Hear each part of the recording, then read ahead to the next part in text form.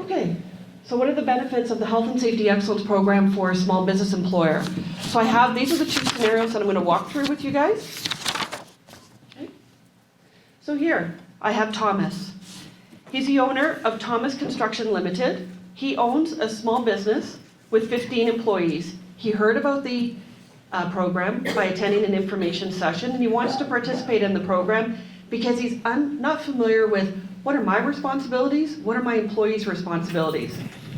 So you can see here, 15 employees, he's in construction, he's located in Sudbury.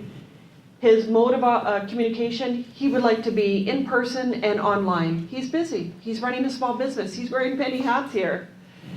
In 2018, it looks like he had an injury. So his claims are going up, and probably his premium rates are going to be going up. His predictability is 10%. Okay.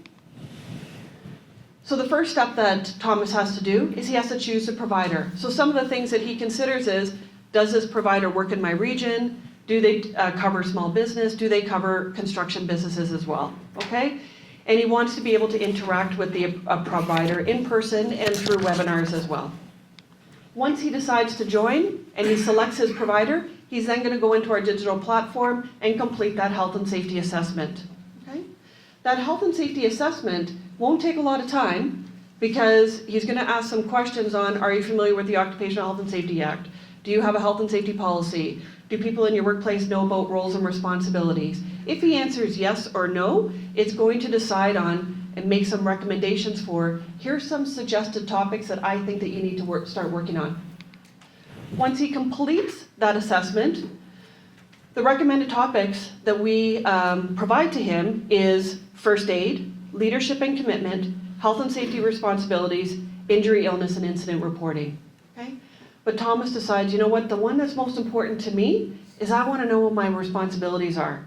And I'm kind of busy. I only have a few employees. I got a lot of projects on the go. So I'm going to develop one health and safety topic.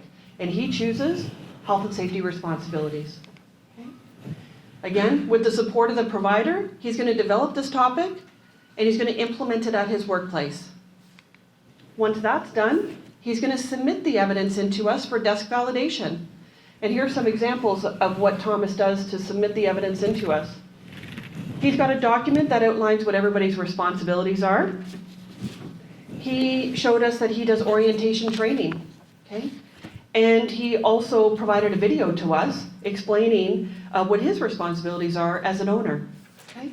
He passes the desk validation. Now he's ready to receive his financial and non-financial recognition.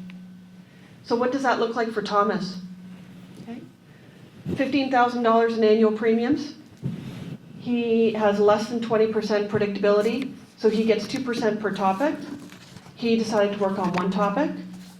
So 15,000 times 2% times one topic, that calculation is $300. But again, the minimum rebate amount that we want to be able to issue to Thomas for this type of a business would be $1,000 back into his pocket. Okay? He's also going to get the non-financial recognition as well. Okay, so he's going to get those digital badges that I mentioned. He'll be able to add that to his business cards, on the side of his truck, on his website, on social media, whatever else he wants to put the message out there that he's committed to health and safety. And what this has also a very positive effect on his employees and the morale and the productivity and the customer service at his workplace. Okay? But he doesn't end there.